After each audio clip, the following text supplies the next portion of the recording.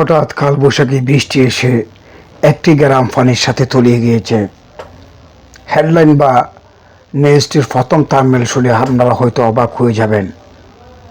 এটি হচ্ছে 2001 সালে বিএনপি সরকার ক্ষমতায় থাকাকালে মরহুম সালাউদ্দিন কাদের চৌধুরী সাহেবের রুটে 7 লক্ষ টাকা বরাদ্দে ডবল ব্রিক্স লেন করেন এই রুটে। পরবর্তীতে প্রায় 24 বছর পর বিগত আওয়ামী লীগ সরকার 2024 সালের জানুয়ারিতে এটি 1,25,00,000 টাকার বরাদ্দ দেন এবং এই রুটের কাজ বর্তমান চলমান রয়েছে বর্তমান সরকার ইউনূস সরকারের আমলেই। কিন্তু এই রুটের কাজ হওয়ার কথা আরও বহু আগে, কিন্তু কাজটি তারা সম্পূর্ণ করে নাই। কিন্তু কেন করে নাই সেটি এখনও পর্যন্ত বলা মুশকিল হয়ে গিয়েছে। বর্তমানে রুটটি ধীরগতিতে কাজ করায় এলাকার মানুষের অনেক কষ্ট হচ্ছে এবং কোনো রোগী বা ডেলিভারি রোগী বা বৃদ্ধ মানুষ মসজিদেও যেতে পারছে না, ছাত্রছাত্রীরা স্কুলে যেতে পারছে না। রোডে প্রায় 3 ফিট পানির নিচে তলিয়ে গিয়েছে। বিগত 3 মাস ধরে এই রোডের কাজ ধরেছে, কিন্তু কোনো সুরাহা দিতে পারে নাই। এমন কন্ডাক্টরের বিরুদ্ধে অবশ্যই প্রশাসনের নজরদারি করা প্রয়োজন। এই রুটটি হচ্ছে দক্ষিণ নিশ্চিন্তাপুর রাঙ্গুনিয়া চট্টগ্রাম জেলা হোসনাবাদ ইউনিয়নের অন্তর্গত 6 নম্বর ওয়ার্ডের মধ্যমপাড়া সড়ক। এই সড়কে 1,25,00,000 টাকার বরাদ্দ দিয়ে সাবেক 4বারের মন্ত্রী ডক্টর হাসান মাহমুদ, তিনি আওয়ামী লীগ সরকার পতনের পর তারা দেশের বাইরে চলে গিয়েছেন। কিন্তু এই রুটটি এখন দেখভাল করার মতো আমাদের কেউ নেই বললেই চলে। এলাকার যারা রাজনীতি করেন বা অন্য দল করেন, তারা ক্ষমতার এক পাহাড়ে বসে থাকলেও তারা কিন্তু এগুলোর দেখার কেউ নেই।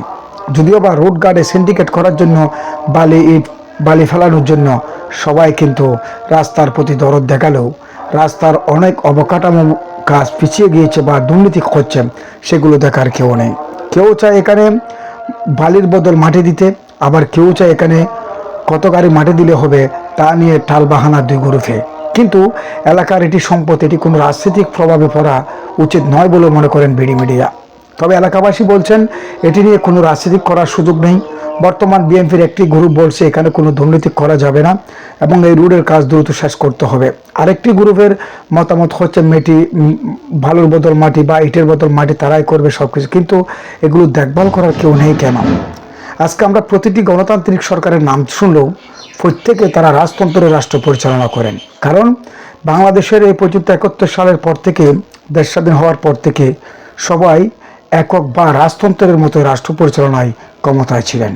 শুধু বিগত সরকার আওয়ামী লীগ সরকার একক ক্ষমতায়ন, এটা বলা আসলে বাস্তবতা না হলেও এটি সত্য যে প্রতিটি সরকার যারা এসেছে তারা সবাই রাজতন্ত্রেরভাবে রাষ্ট্রটাকে পরিচালনা করে। এক পক্ষ স্বাধীন আর পক্ষ স্বাধীন পায় না। কিন্তু অনতিবিলম্বে এই রোডের কাজ দ্রুত করার জন্য উদারত আহ্বান জানাচ্ছি। কারণ এলাকার ছোট্ট ছোট্ট মামনি শিশুরা স্কুল মাদ্রাসায়, বৃদ্ধ মানুষেরা মসজিদে যেতে পারছে না, রোগীকে হাসপাতালে নেওয়া যাচ্ছে না। কিন্তু এই রোডের কাজ কেন ব্যাঘাত ঘটছে? কোনো রাজনৈতিক প্রকোপ পড়েছে নাকি এই কন্ডাক্টরের কোনো সমস্যা? তবে আমরা রাজনৈতিক প্রকোপ দেখছি না এখানে আমরা দেখতেছি একমাত্র কন্ডাক্টরের এই সমস্যা। কারণ যেহেতু কাজটি আর 6 মাস আগে করার কথা ছিল, 1 বছর আগে করার কথা ছিল, কিন্তু তিনি বিভিন্ন জায়গায় কাজ আছে বলে অজুহাত দেখিয়ে আমাদেরকে কষ্ট দেওয়ার জন্য এই ধরনের দুর্নীতি শুরু করেছেন। যদি আপনার হেডাম না থাকে এই কাজগুলো না করাই উত্তম। এক মানুষ, সাধারণ জনগণ নামনিচ্ছুক, তিনি বলেছেন হেডাম ছাড়া লোকের এই কাজ আসে নাই।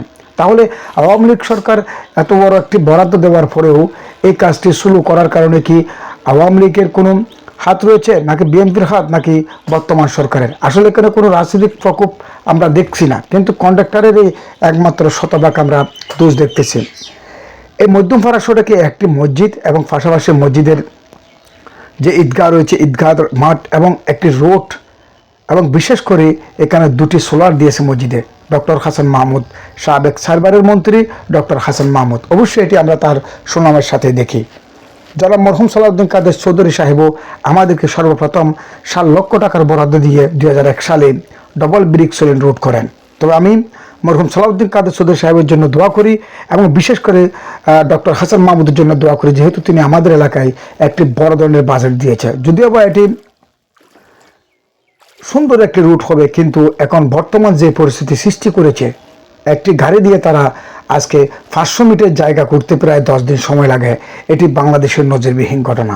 যদিও বা এখানে যেই গাড়িটা মাটি কাটার জন্য রাখা হয়েছে সেই গাড়িটাও তো অকেজো হয়ে পড়েছে, কারণ এগুলো মানুষকে ধোঁকা দেওয়ার জন্য, মানুষকে কষ্ট দেওয়ার জন্য এই ধরনের কর্মকাণ্ড করাটা কতটা উচিত সেটা জনতাই বলবে। আজ বিডি মিডিয়ার নিউজে এমন একটি দুর্ভোগের কথা উঠে এসেছে, এখানে একটি খুঁটি পর্যন্ত মাঝখানে রয়ে গেছে। এই খুঁটিটা পর্যন্ত সরানোর জন্য কেউ আবেদন করলো না কেন? প্রত্যেক কিছুতেই আমরা এখন রাজনৈতিকভাবে আমরা প্রবাহিত করাটা উচিত নয়। সবাই সিনেমা স্টাইলে বা নিজের ফায়দা লুটানোর জন্য রাজনৈতিক ক্ষমতায়ন করে, দেশ ও জাতির কল্যাণে আসার জন্য তৃণমূল পর্যায়ের নেতারা পর্যন্ত এখন কোনো কাজ করে না। তাহলে আমরা বক্তব্য যা বলি বাস্তবতা রূপ দিতে পারি না, তাহলে এটি জাতির সাথে এক প্রতারণাও বলা যায়। অবশ্য আমি কন্ডাক্টরকে বলবো, আপনি অতি দ্রুত কাজ করুন, না হলে জনতা ইউনো মহোদয় বরাবর একটি নোটিশ জারি করবে। কারণ এটি কেন এত স্লো ডেলিভারিতে কাজ হচ্ছে, জনতার দুর্ভোগের কিন্তু কোনো শেষ নেই। এই রুটটা আপনারা দেখতে পাচ্ছেন যে এই রুটে আমরা এই রাস্তার অনেক ভিডিও দিয়েছি আগেও, এবং বর্তমানেও দেখেছেন। কালবৈশাখী ঝড় শুরু হতে না হতেই এমন দুর্ভোগ পোহাতে হচ্ছে জনসাধারণকে। ধন্যবাদ।